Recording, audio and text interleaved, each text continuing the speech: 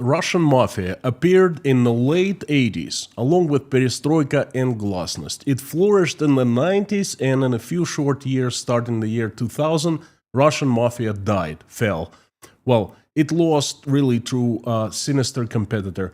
And the remaining of Mafia merged with the state. And in 2023, all of a sudden, Russian Mafia reborn. And it's not the same as it used to be. It's fusing with the state again. Are you confused already? I know, it's complicated. And I want to tell you the story of the rise, fall, and return of the Russian Mafia, and how it's influencing Russian people and the Russian state right now, and what's going to happen in the future. Howdy, howdy, friends. My name is Konstantin. Welcome to Inside Russia, where usual Russia is explained by the unusual Russian. As usual, you will not find any BS, propaganda, or lies here. Instead, you will find plenty of truth, common sense, and logic. And emotions too, because I'm a human being after all. And you will find many personal stories about Russian Mafia, because I witnessed it, touched it. Well, I can't really say fought with it. I'm alive. You never fought with Mafia, but I paid it, and I did other not so wonderful things with Russian tough guys in black leather jackets. Now, in today's material, I would like to inform you so it helps you to understand Russia better. I am a believer that today's events have roots in yesterday. Russian history needs to be studied carefully so we understand why Russia's today is what it is. And I want to tell you the tale of the rise, fall, and return of the Mafia, one of Russia's shadow forces that's behind many events and people, or perhaps behind every single large, significant event, and many very famous people in Russia. Extremely hot in Tashkent, so I apologize. So, Russian Mafia, in the form as most people understand it, was born in the late 80s. Of course, criminals always existed in the USSR, but they weren't the Mafia. The criminals were considered repeated felons who chose to live outside the Soviet system, outside the box, so to speak. And there was no place for them outside the system. The only place was inside prisons. They built their own system that existed mostly in prisons and outside sometimes. They were called vory v zakoni. In English, the closest translation I could come up with is thief bosses, the kings and the rulers of the underworld of the USSR. Being the part of their culture, being a criminal, was considered a specific culture in the communist state. The thief bosses had their own code of laws, code of honor, and drew great respect from other inmates in Soviet prisons. Believe it or not, but they weren't about the money. They were about the power and non-conformism. They hated communists. They never cooperated with the law enforcement. The punishment was death. And they were about spending their lives in prisons, calling the shots there. I won't talk much about what that part of the USSR was. That was the Soviet underworld, and it's just existed. That's all I want to tell you. Real Mafia, the Mafia my today's live stream is about, was born in the 80s. Mikhail Gorbachev announced Perestroika and Glasnost. The new policies meant two things: freedom of speech and ability to legally open businesses, create and sell services and products, and earn profit. Lots of money. And the great rat race began. And all started in 1986 there was a law, new law created. It was called O Cooperativах, of the cooperatives. And the cooperative, that's how the Soviet system called a company, basically, that a person could own, and use to actually create services and products. The floodgate was open. The Gorbachev is to thank.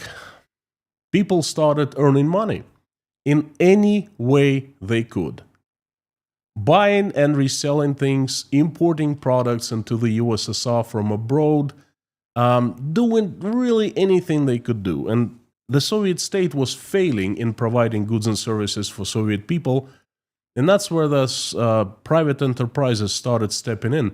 But there was just not too many of them, but they were. And the products they provided were extremely expensive, unaffordable. In my family, no one could afford them. So they were B2C services, and they were fairly easy to organize, business to customer. I'll just give you a story of my cousin, my older cousin.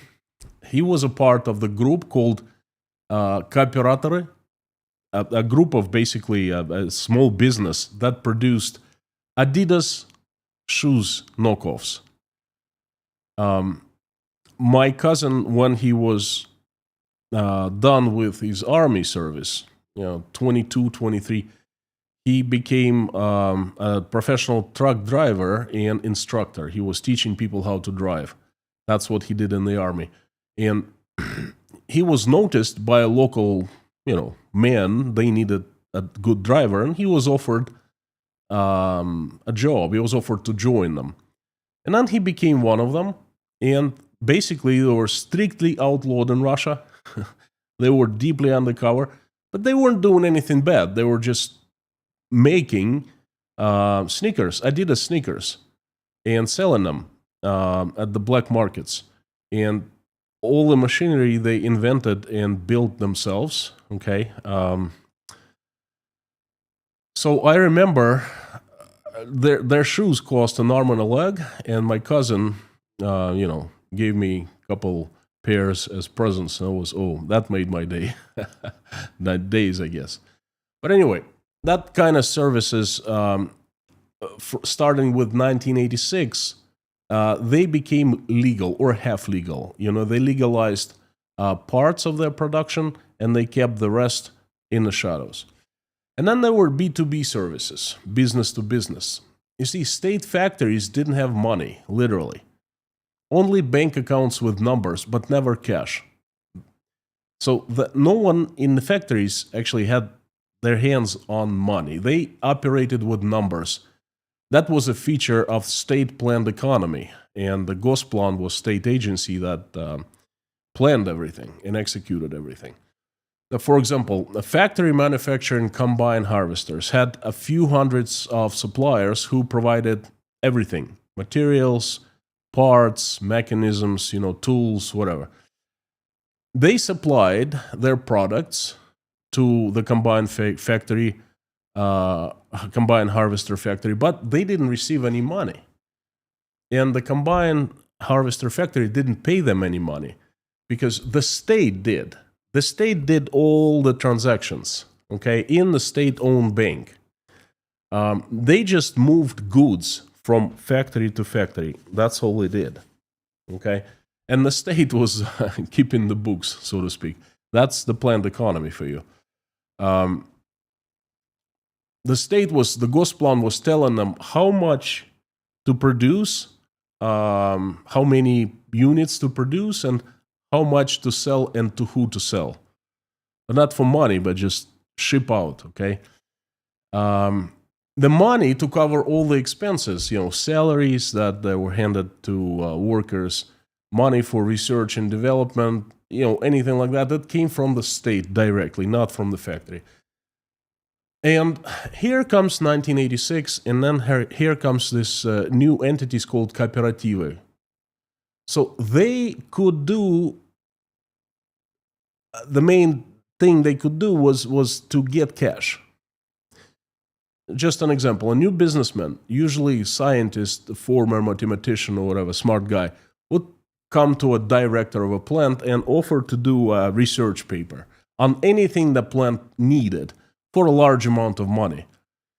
And it wasn't plant's money, it was state's money. The state would simply, the plant would simply, put a request for such amount and it would be given to the plant, okay?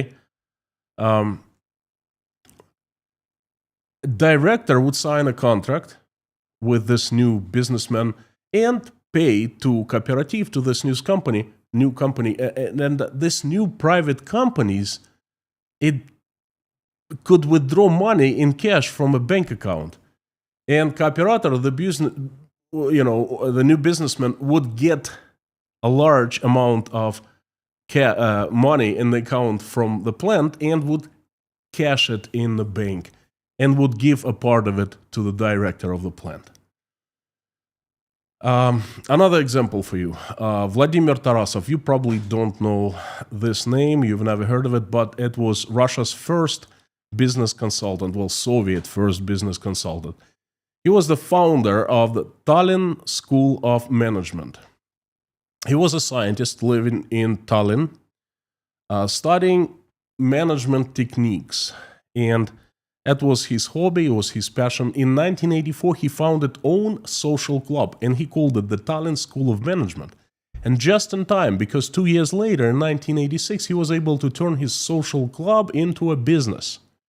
He founded a cooperative and started selling his services to Soviet plants. Before, it was just kind of a hobby besides his job, right? But after, that became his business. He soon realized that the money was no object to the plants. It was just numbers for them, okay? He was organizing management games, like big seminars, industry events type of thing, for large companies, large plants, and he charged them 100 rubles per participant, which was, a lot of money back then. My dad earned around 200 rubles every month, okay? Imagine that. He would get together, hundreds, sometimes thousands of people. And in 1989, he had a brilliant idea of charging not just 100 rubles per participant, but 2,000 rubles, 20 times more.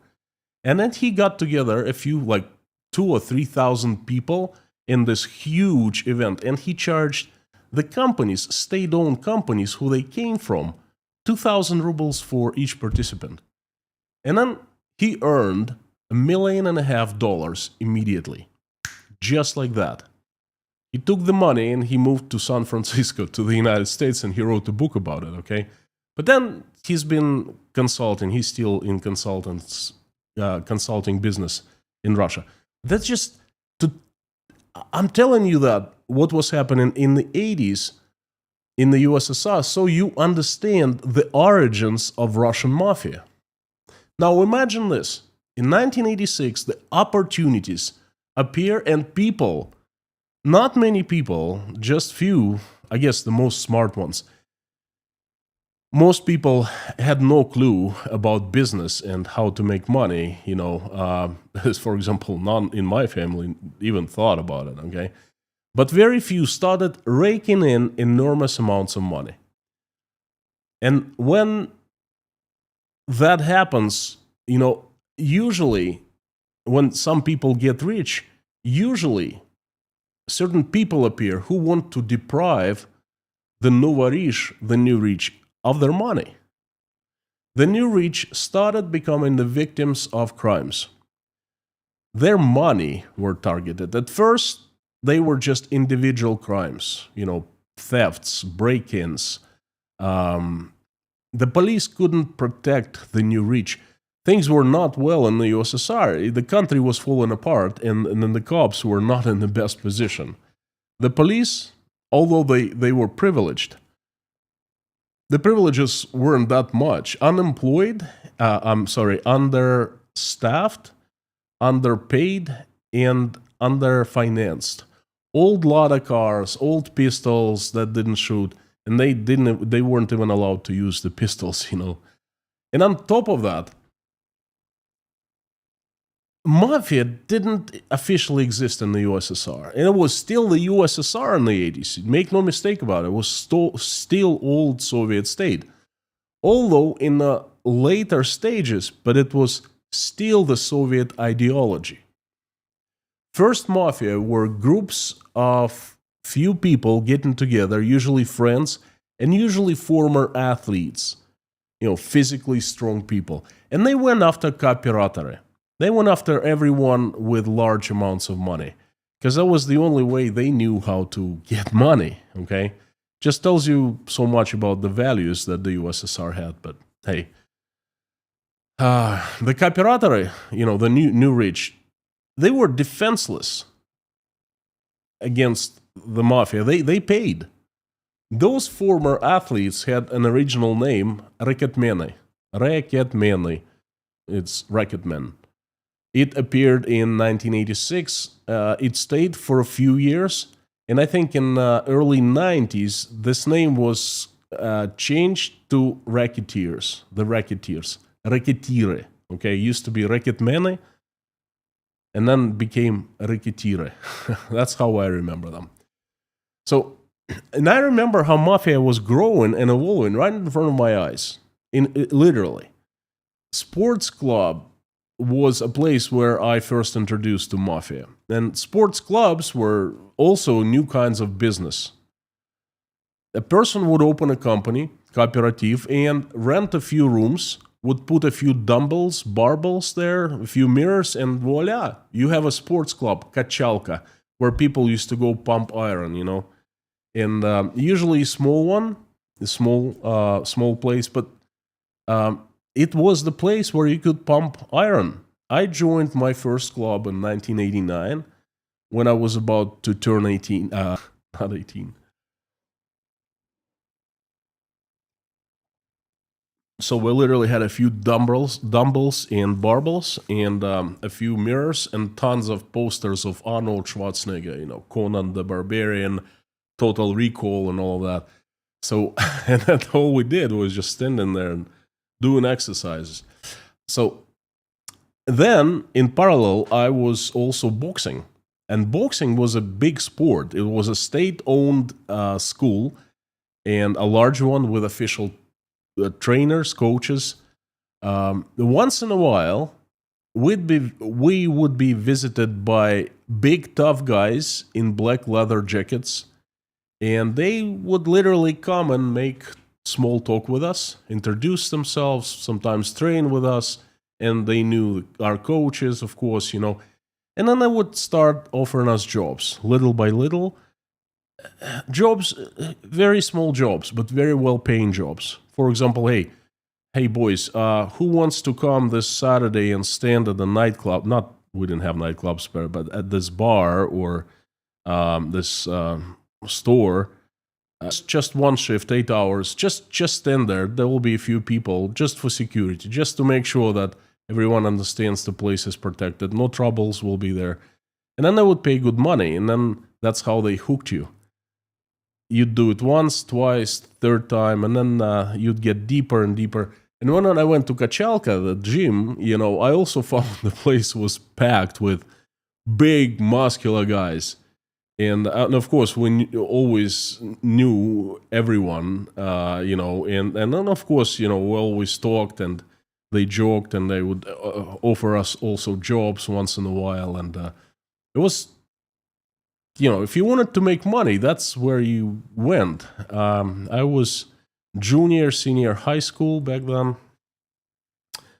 Let's put it this way. I was offered the small jobs twice. And I never went. I knew better, okay?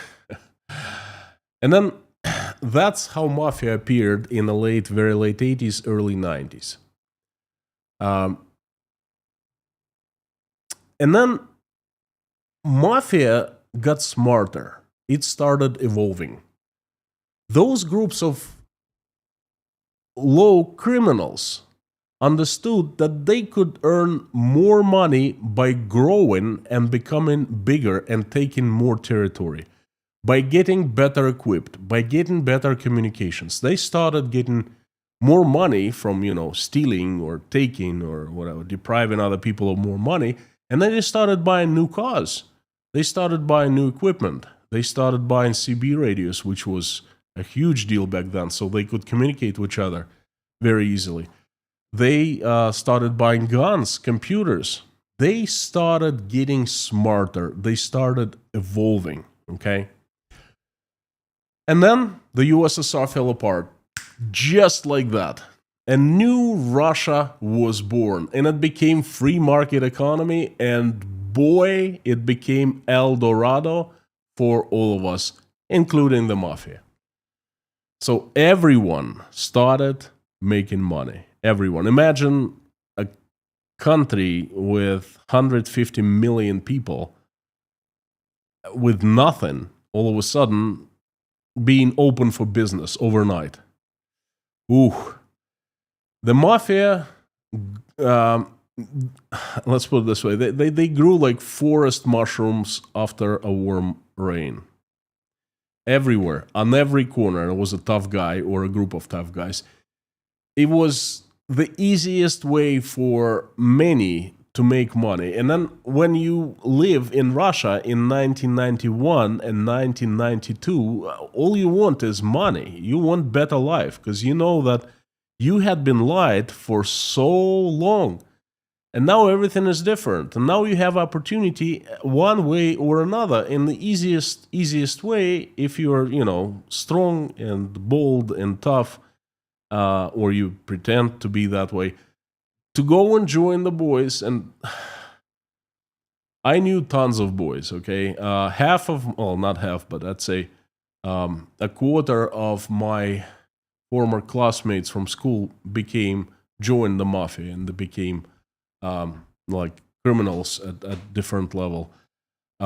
Everyone, literally, I went to pump iron with, knew someone in the mafia. These people were everywhere, at any local market, by large stores, by banks. Mafia was everywhere. So there were different types of gangs. Those who established themselves in areas, they would eliminate competition, literally, physically eliminate, and they would force protection onto all businesses in area, okay? They would try to control as much as they could. They tried to get their hands into anything they could get their hand into. And then there was, we called them the crazies. The mafia, the people that simply killed people for money, kidnap children, extort, blackmail. They were called the crazies, and they usually didn't live long, but they, harmed and killed lots of people. If you owned a business and someone owed you money, you'd go to a local mafia and you'd tell, hey, this guy owes me money. And they would show up and would put hot iron on his stomach, and then they would get their money, and then they would pay some of it to you if you were lucky. Sometimes they didn't, and they would take everything for themselves, whatever was left. So that type of thing. So two kinds of mafias: the crazy ones, and they usually got killed by packs, and smarter ones who were trying to evolve somehow. So I have two personal stories about myself to tell you about mafia. My first, like in real life, was, I think it was either 1989 or 1990. Okay, was summer vacation. I was 1 or 2 years away from from graduating high school. And me and my buddies had nothing to do in the summertime, and we wanted money. Everyone wanted money back then. We wanted, jeans. We wanted to buy, I don't even remember, a tape recorder, things like that. And our parents were struggling. None of us had money, okay? So none of us came from families of privileged. We came up with a beautiful business plan. So we decided to take some money, pocket money, then drive to a different part of the city, That was a huge cigarette factory. So we came there, and there was a warehouse, and there were plenty of cigarettes everywhere, huge boxes of cigarettes, and that's how the plant cigarette factory was selling cigarettes. It didn't have any stores, it didn't have a distribution network, nothing. There was just big warehouse and a few people. Some would get tons of cartons, big boxes, and we just had money for one carton for like 20 packs of cigarettes. So we bought it, and we returned to our part of the city where we lived. We went to a local market. There weren't any stores back then. There were just markets. People would just get together, would stand like a flea market type of thing. So, and then myself and two of my buddies, we stood there and we started offering cigarettes. And people were buying cigarettes by one cigarette. That's how poor people were back then, okay? So, we started selling them. We sold a few cigarettes. And I remember we were selling for twice as much. So, the 100% return. Imagine that. Not too bad. So, about 10 minutes from us selling, those three guys walking by, and we understood who they were. Black leather jackets, like sports pants, Nike shoes or Adidas shoes or whatever. You couldn't mistake who they were. And then they looked at us and they said, "What are you doing? The green ones, the little ones. Who allowed you to stare?"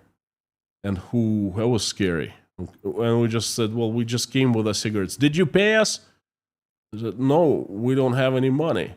And one of the guys started like jumping. "I'm gonna just kill you right now, right there." And I remember I was just freaking out. It was so scary.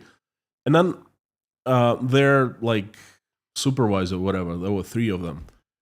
And then he stepped in. He said, "What are you doing? Look at these guys, great boys, local boys. Are you from this district of, this? Which school you go to?" I said, "Well, I go to such and such school." He goes, I know. My cousin or whatever went there. "So what are you doing?" He said, "Look, you sell the cigarettes, and then you go to the office, and it's right there. And then, we'll talk." I think it went something like that. It was like 30 years ago. So, or perhaps I offered them that, let us sell first because we don't have anything. We can give you half of our cigarettes. "I don't need your cigarettes, Yeah, cheap stuff. I smoke Marlboro only." And he showed us his Marlboro. Something like that, okay? So anyway, we sold the cigarettes. I showed up at the office, and there was a big boss there, sitting there. And he asked me who I was, and he asked me what I did. And I'm a student, high school student, okay? And I think my hands were shaking. I think I was ready to soil my pants. It was so scary. And my friends, by the way, they didn't go. I went. And he said, "Okay, how much did you make?" And I put all the money in front of me. He said, "Okay, such and such, like $10. Here's $5 for us. There's your part, your share." He goes, "You can come here anytime. My name is such and such. And then, you can sell whatever you want. Just pay us." And then he warned his boys, like, "Don't touch these guys. They're good. They're like, young businessmen." That was the last time that we sold cigarettes. Or perhaps one more time. It was too stressful, too scary. Friends, it was,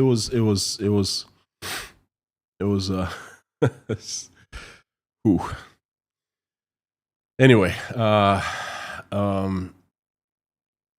so these people were everywhere, absolutely everywhere, and you could see them, you ran into them, you dealt with them. If someone owed you money, you'd go to them, or if you owed money, they'd knock on your door. You were afraid for your family, for your children, I would like to take this opportunity and to thank the sponsor of this live stream, and his name is Konstantin, and he's sitting in front of you right now and speaking to the microphone. That's me. I am the sponsor of my channel. That's the only sponsor that Inside Russia has ever had.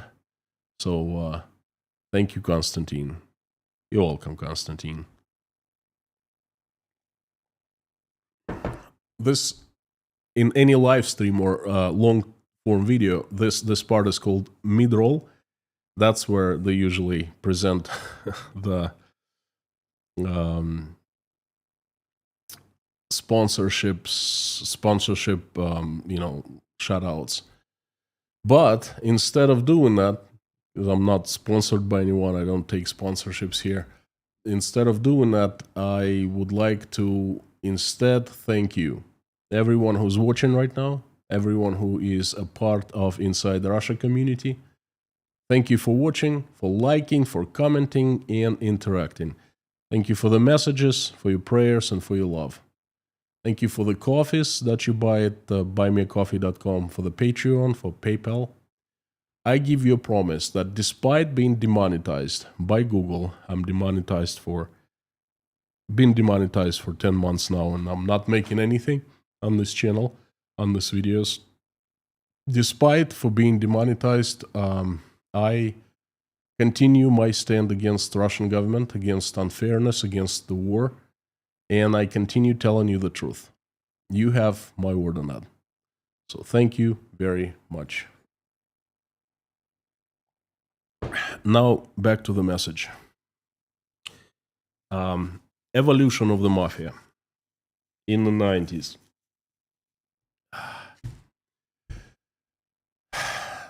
They earned their first big money.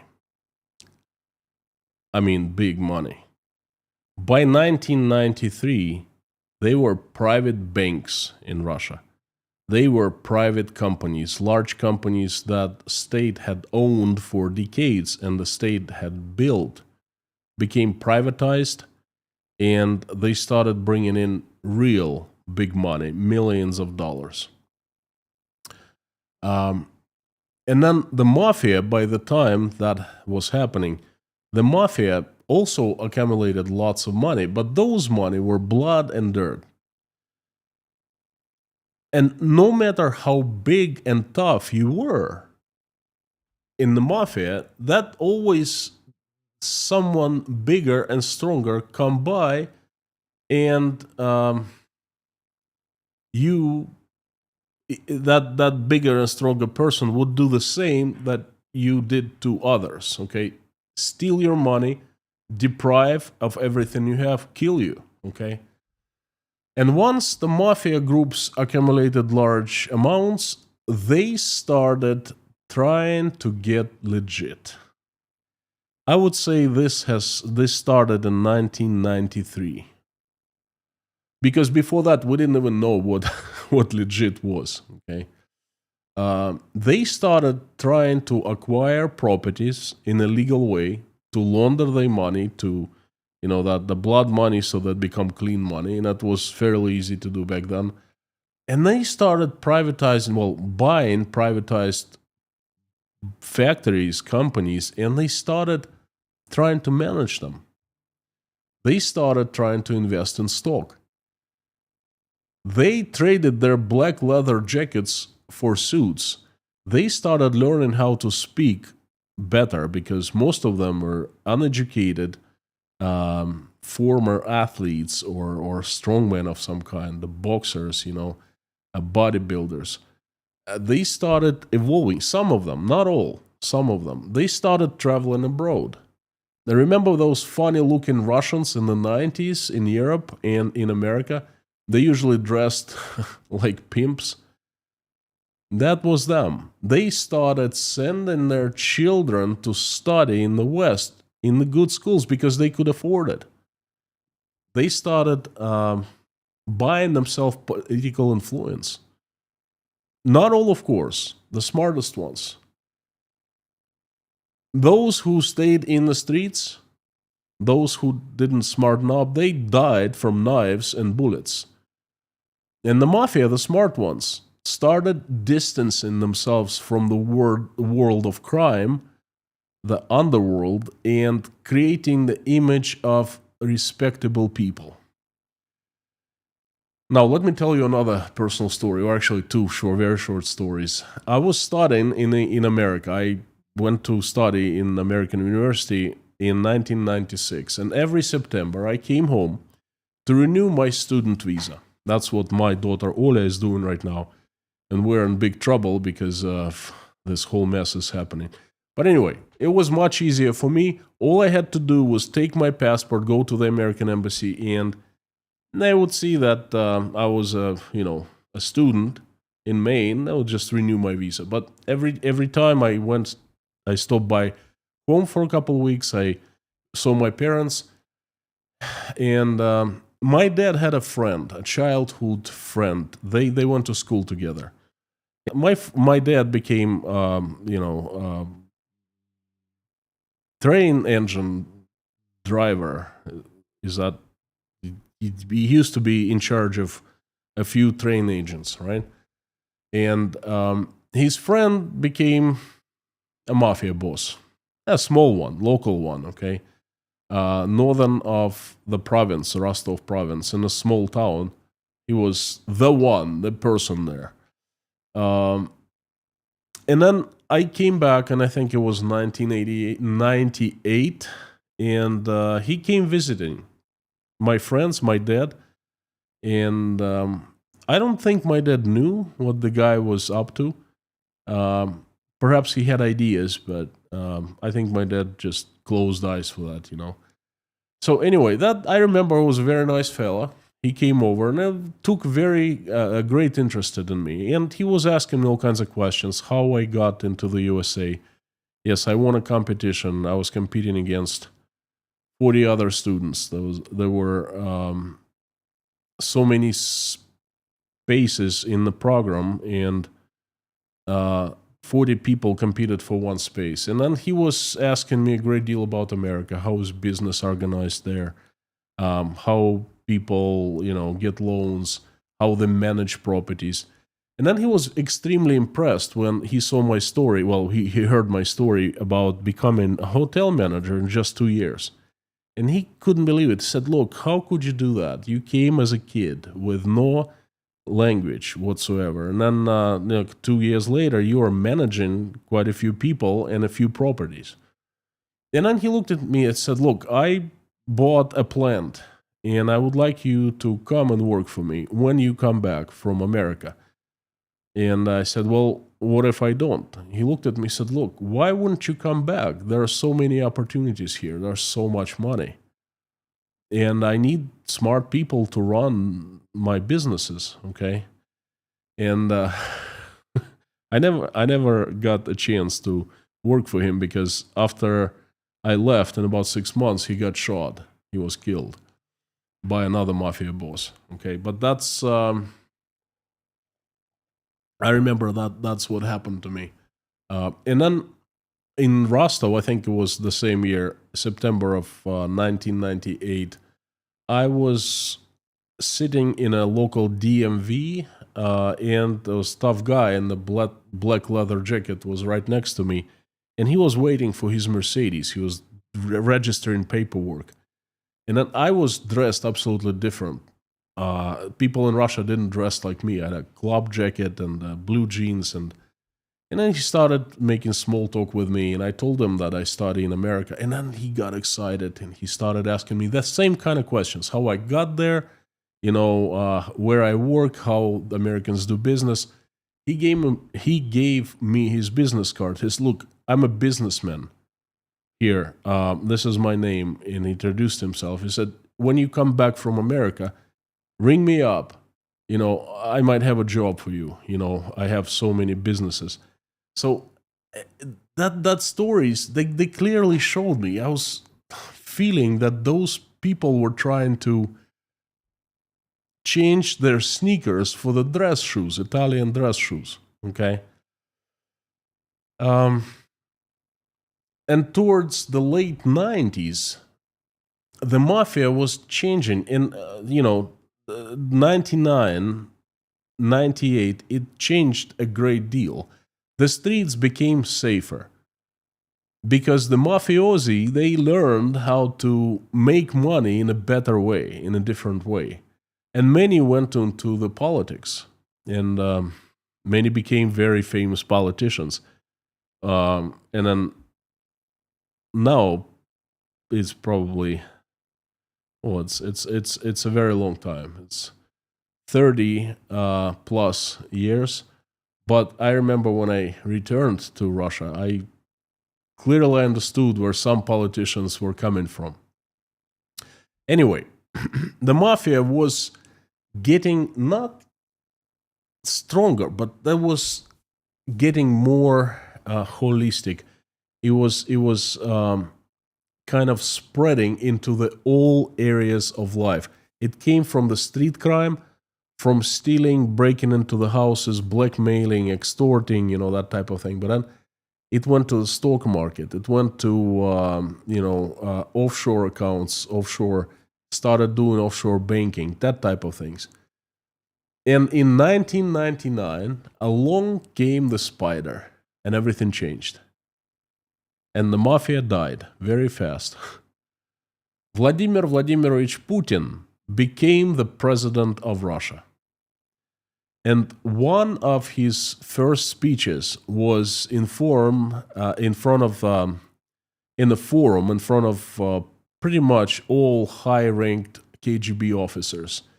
And he said jokingly something like, "Dear comrades, the goal to infiltrate Russian government, the ranks of Russian government, has been achieved. Thank you very much." And everyone started laughing. And everyone started that it made it to the television. Everyone thought it was a joke, but I guess now knowing what I know now, it wasn't a joke. It was said seriously. When I returned to Russia in 2004, I saw a very unusual picture. The mafia disappeared. The country became literally mafia-free. Wow.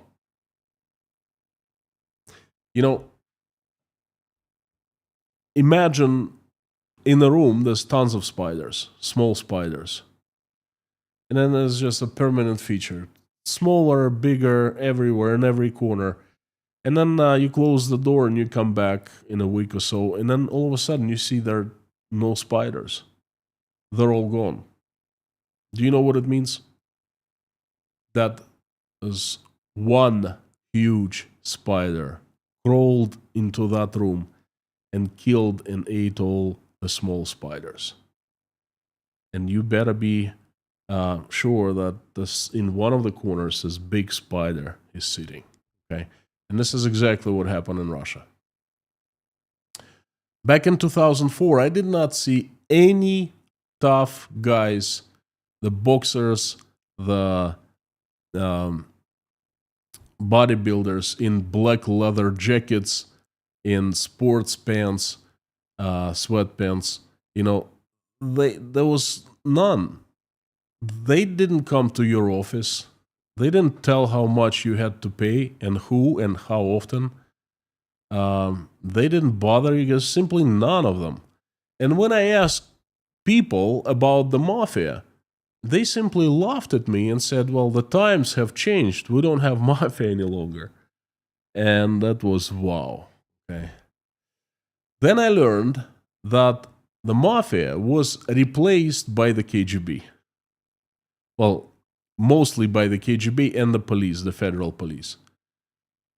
They simply pushed mafia away, and then they started pushing as Putin came to power. He started giving more and more power to siloviki, those agencies who were armed and could use force against the citizens. Back then, there were two agencies, the KGB and the police, and that's it. And both KGB and the police, they started providing the same services that mafia did, only in a more civil way. The KGB got the power back, and it started using the power to make money. People were identifying the money flows, those were controlled by the mafia, and they would simply eliminate mafia. As far as I remember, they didn't kill, but they would imprison for lengthy terms. And very soon, they started controlling what mafia had controlled before them.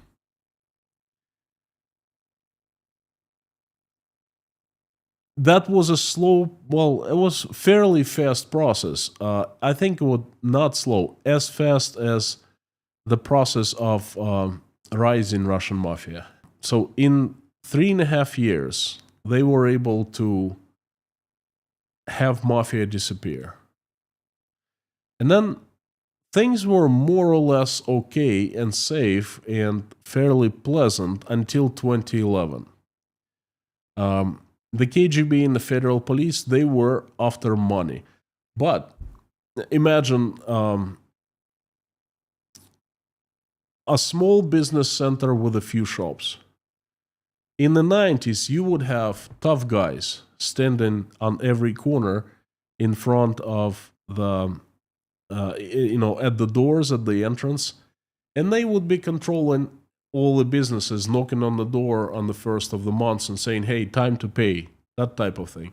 And then a few years after, there was a managing company. And it was absolutely legit. It was paying taxes legally, okay?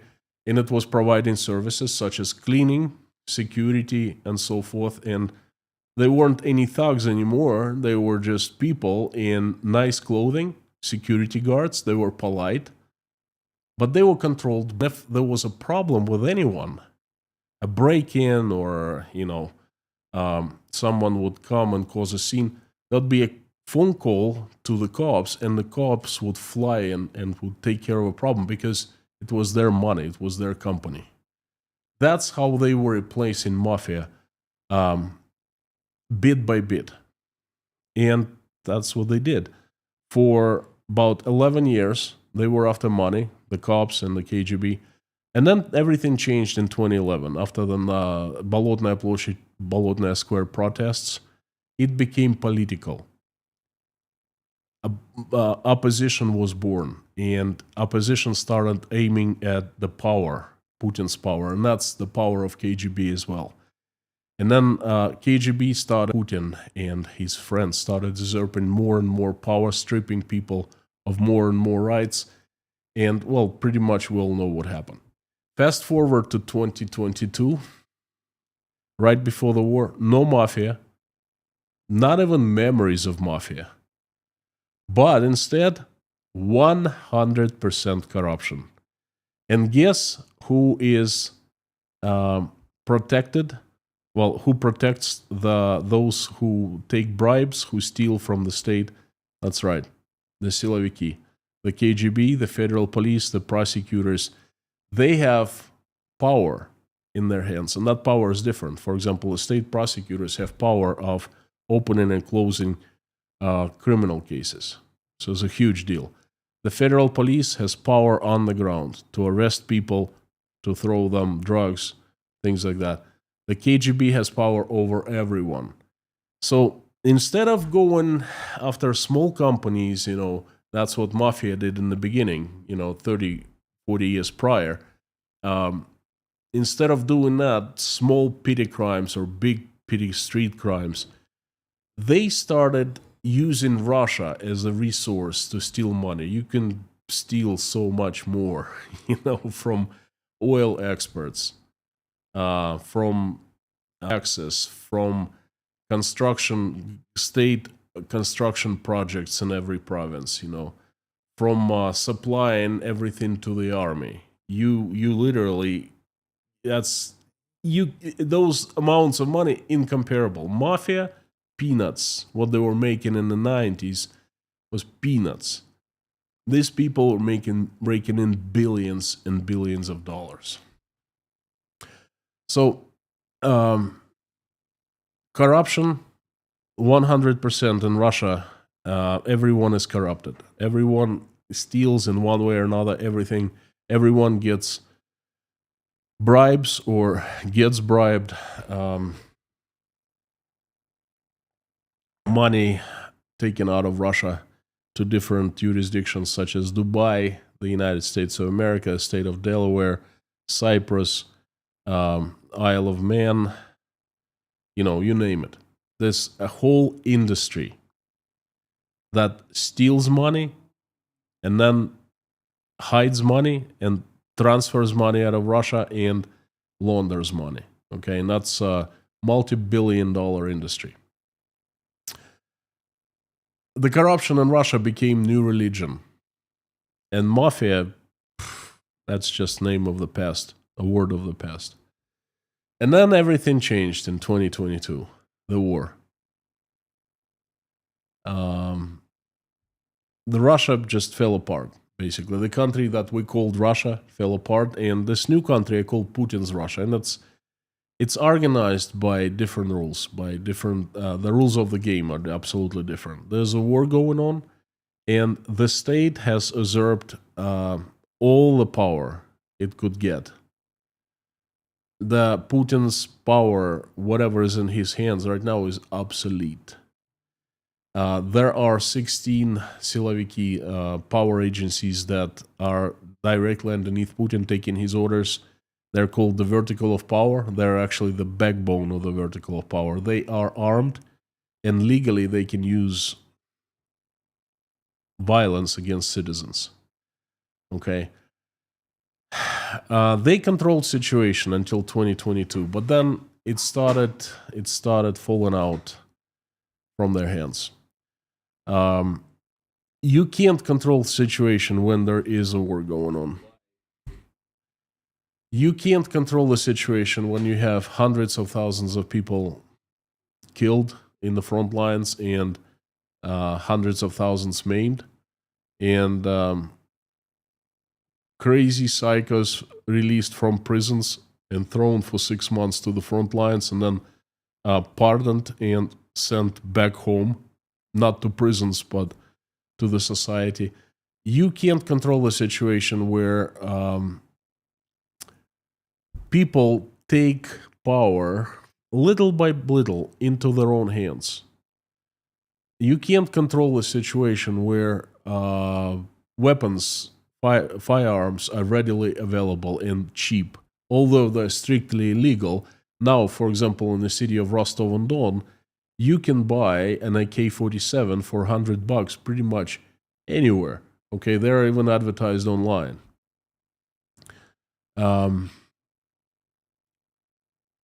You remember what happened in June of 2023? Prigozhin, with 5,000 fighters, a private army, staged a successful mutiny and captured the city of Rostov-on-Don, who tasted the blood in Ukraine, who came back with extreme trauma, with PTSD, with mental instabilities. There is militia.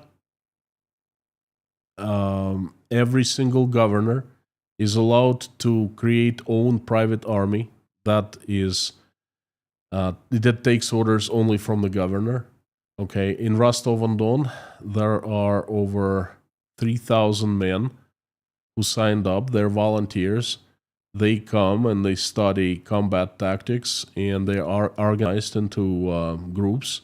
They are given guns, AK-47s, and they learn how to shoot. And that extreme poverty is on the rise right now. And that is also, all of that is a recipe for a huge, huge disaster. And that disaster is called the rebirth of the Russian Mafia. In the mid-90s, perhaps early 90s, well, it all started as people just getting together and trying to get money, trying to get better life. In the only way they knew. To steal from others, to extort from others, to blackmail others, to deprive others of whatever they own. And they used physical strength. It was extremely difficult to get guns back then. Now guns are plenty. Imagine what is happening. There are more and more news about people coming back from the front lines, getting together, former members of one combat unit, armed, and they start doing crimes. They start doing break-ins.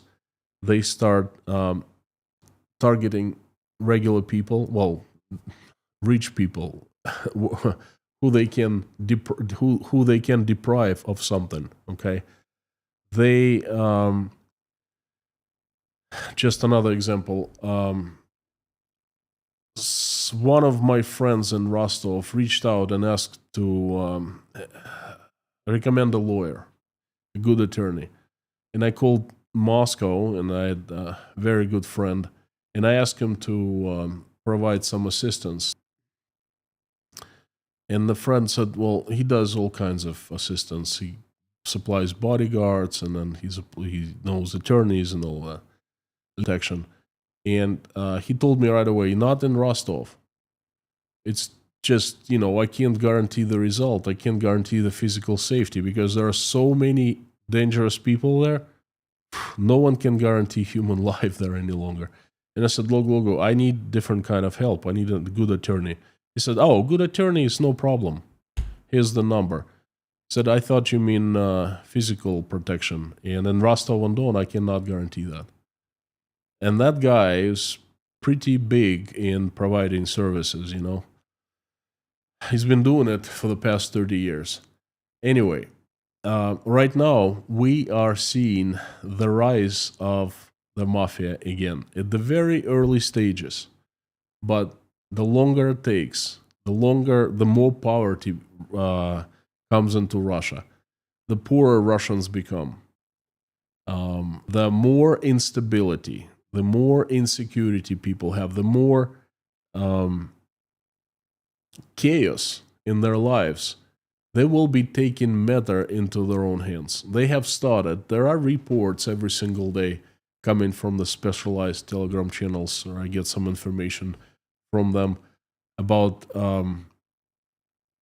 organized groups, armed, with combat experience, working against, committing crimes against local businessmen all over Western Russia now.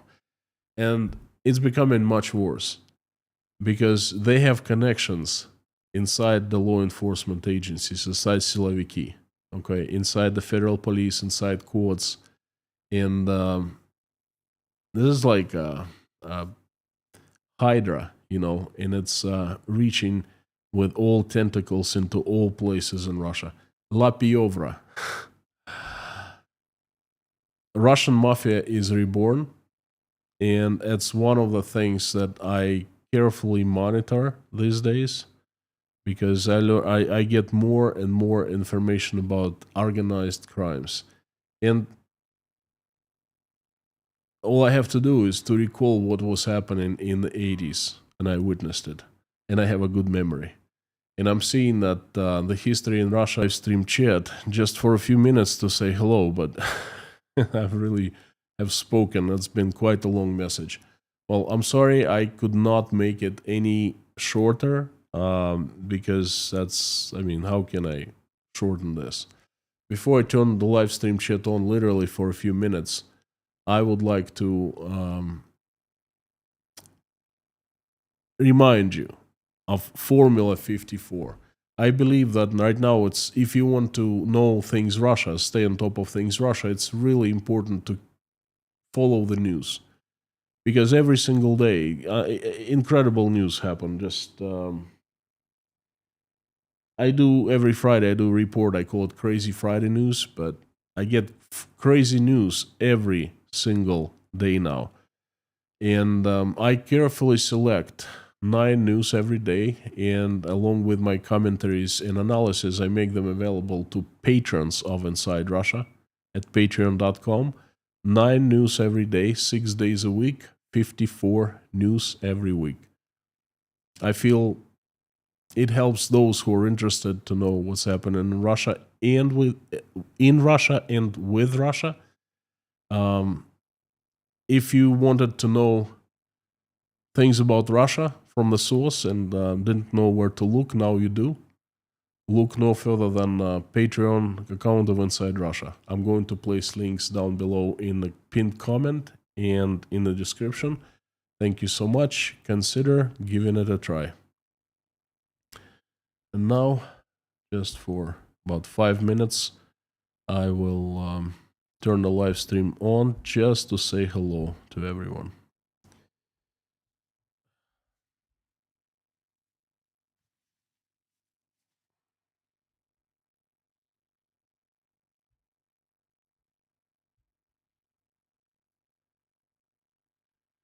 Not too many people today. I couldn't do a live stream chat yesterday. We had an emergency meeting with our attorney and with my fellow co-founder of Brain Drain Unlimited Foundation. We were trying to figure out how to get Ola a visa. Stefan from Germany, great report today. Thank you so much, friend. Thank you, Stefan. Terry, hello, Scott.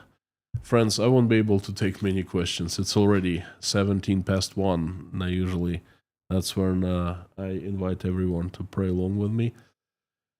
I'd like to share this one. It's not a concern, it's just an observation. Very odd, but all my messages, they are not born equal. Some I like more than others, and some I find more important than others. And today's live stream I find it extremely important. It gives you better understanding of what is happening in Russia. But somehow, this live stream is only 2,500 people. And on the live stream, the message that I find, not that important, an update of some sort, or, not as profound. I shouldn't say important, but not as profound. It scores, thousands of people watching and hundreds of thousands of views. This is the oddest thing, because my most valuable streams are not that watched.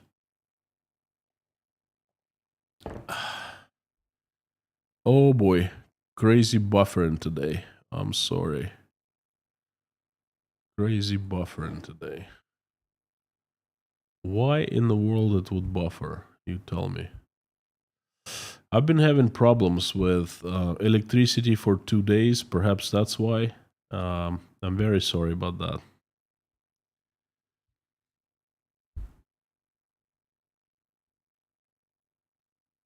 The usual suspects. Thank you for watching. Thank you for coming.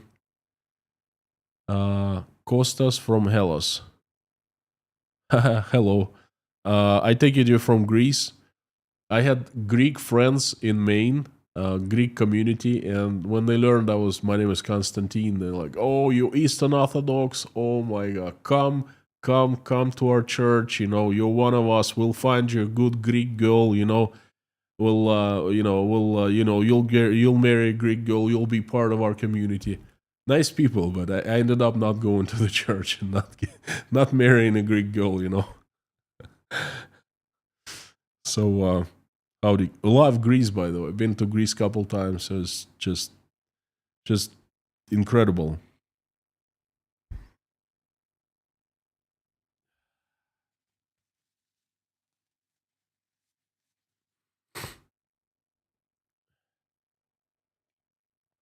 Palvia Flex, long time no see.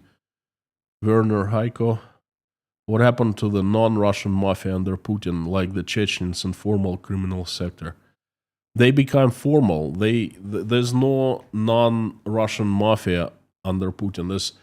You either became part of the state, you either joined the government, you either became politician, you either became businessman, or you didn't. And if you didn't, you disappeared, one way or another.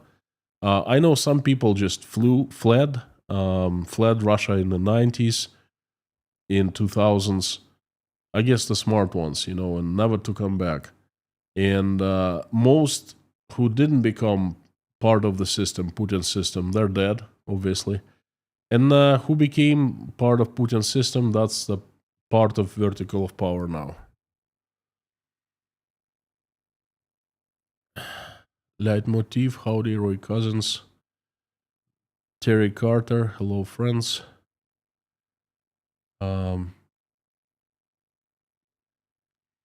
Kev Sullivan in Omaha. Many of my Italian friends who are lawyers, doctors, and other professionals had fathers and grandfathers who were in the mafia. Go figure. George Ruberty. Howdy, howdy, friend. Good to see you too. I would try decreasing your video quality. It's not. I will try. I will. I didn't even see that it was buffering. Sorry, but I will check it out definitely.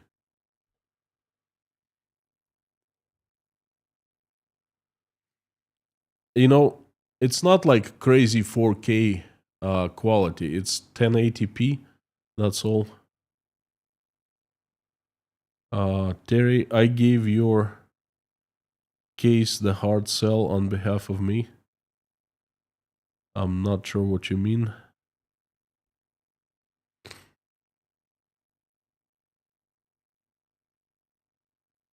Paul King, I was following the Russian Mafia while you were experiencing them. I followed the mafioso Berezovsky, and like you said, one day he was gone.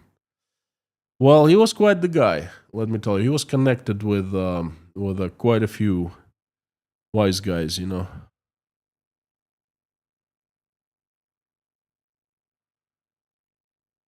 Benjamin van der Noot, howdy, SVR. Currently, people are more focused on the Israel-Iran war. That's what I'm gonna do. There are a lot of developments for Russia, and I'm going to give you more information on that. Konstantin, when you said you witnessed the same thing in the 80s, I think you misspoke and actually you meant the 90s. Well, I witnessed it both in the 80s and the 90s. Like I said, I first heard about Racketmen, the racketeers, in 1986, and it was like a big shock to Soviet society, like official propaganda. The ideology can't be mafia in the Soviet state. Wait, what mafia? You know, what criminals? It's impossible. We have communists, and that's it. Uh, Rhonda from Czech Republic, howdy. Good to see you. Fantastic to see people from Czechia. I spoke very highly on your behalf. Thank you so much, Terry. Thank you. Bogdan, couple questions, and that's it. Would you consider using YouTube Premiere instead of live streams when you don't need chat? Jake Bros seems to pre-upload pre-recorded clips and remembers them. Maybe Uzbek is doing FSB work. Well, there's something fishy here, okay? Sometimes I get my electricity shut off. My neighbors don't. Sometimes my internet is... I don't have evidence that they're just meddling with something, but it's just odd. I will consider, yes. It's just when I pre-record it takes me so much longer time. That's the problem.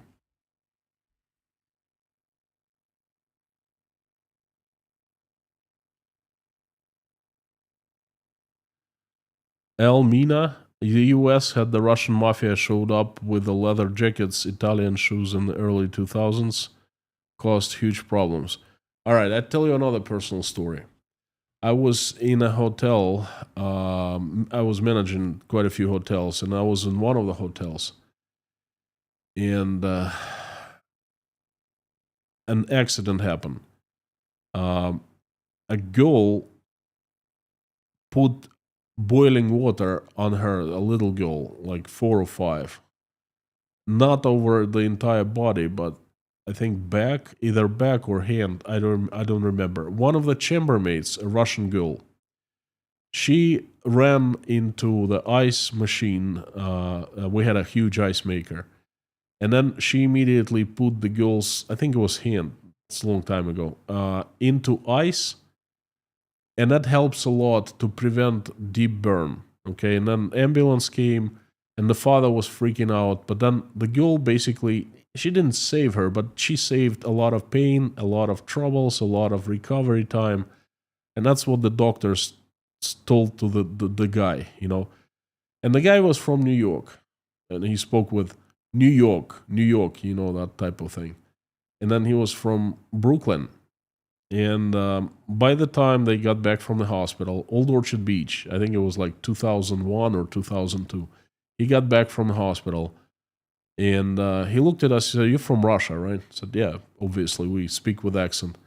He goes, "You're good kids. You know, if I can help you in anytime, just give me a call." And he gave me his business card and introduced himself. He was in a police task force undercover following Russian Mafia, monitoring and arresting them and busting them and all of that. He said, "We have lots of Russians in New York now, and you know, I'm after them." And he was telling me, like, told me a couple stories, things like that. He said, "If you run into trouble, anything you need, you know, let me know." I still have his business card, by the way. 25 years later. Okay. Hubert, are you going to make a video about Konstantin Malafeev? Probably not. I mean, what is there to talk about? The guy is chief propaganda fellow, has his own media empire, started the war in Ukraine, you know, financed at least. I just don't know what, I don't have a message about him. All right. Mods are our protectors. Thank you, friends, for coming. I would like to wrap it up. It's been a very tough stream. My schedule, we were going, basically, I just give you a couple words of heads up. We were planning on going to Israel to renew Ola's visa. And we were going to be there next week after this one. Well, obviously, we're not going, but we are trying to renew visa in different ways. I'm not going to share them right here publicly, but we're working on them. That's why we had an emergency meeting with an attorney and another expert. And we had meetings today. This coming week is looking pretty tough, but I hope that I will stream every single day from now on. So, and daily snippets are coming too. Friends, thank you so very much. This is my prayer book. I invite everyone to finish this live stream with me. Thank you, as usual. Let's do it. Dear Lord Jesus Christ, thank you so much for giving us this day. Thank you for the food you've placed on our tables and the roofs you've given over our heads. Thank you for the loved ones that surround us. Thank you for love that we have in our lives. Thank you for our children, and please give us wisdom to keep our children, skies above our children's heads, safe and peaceful. And please give us wisdom to raise our children in a way that when they grow up, they will not fight in any wars. We'll just make this world a better place. For now, please keep them safe and healthy. Dear Lord, I'm asking for Ukraine. Please help stop the bloodshed in the country. It suffered so much, and I'm sending my love to the country, to every single Ukrainian. I'm asking you to bring peace to Ukraine, and please help Ukrainians who have been affected by the terrible tragedy. Please answer their prayers, make their wishes come true. Dear Lord, help my country. Reach out and touch the hearts of those responsible for the war. Make them stop it, and assemble your strongest army of strongest angels with sharpest swords, and have Saint Michael lead this army down to this earth to get rid of the demons who have hijacked my country, Russia, who we know by their names and by their faces. Send your majestic army to fight them and kick them out. And please send your angels to help Russian people to run the country so it becomes peaceful, loving, and respecting. Please help all those who are traveling, send them safe travels. Help those who are seeking asylum of any kind. Send help their way. Please help those who are in danger of any kind. Send safety.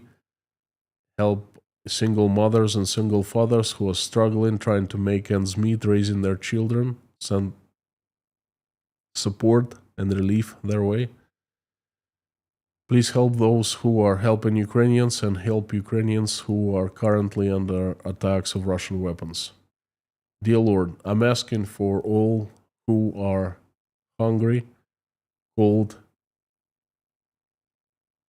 sick, addicted, homeless, jobless, betrayed, going through divorce, crying, hurting, backstabbed, not feeling well about themselves, losing their faith.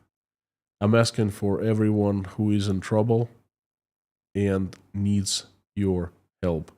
Please reach out and touch every person in need and let them know that you are right next to them, that you love them, that you watch every step they take, that you are with them for the rest of their lives.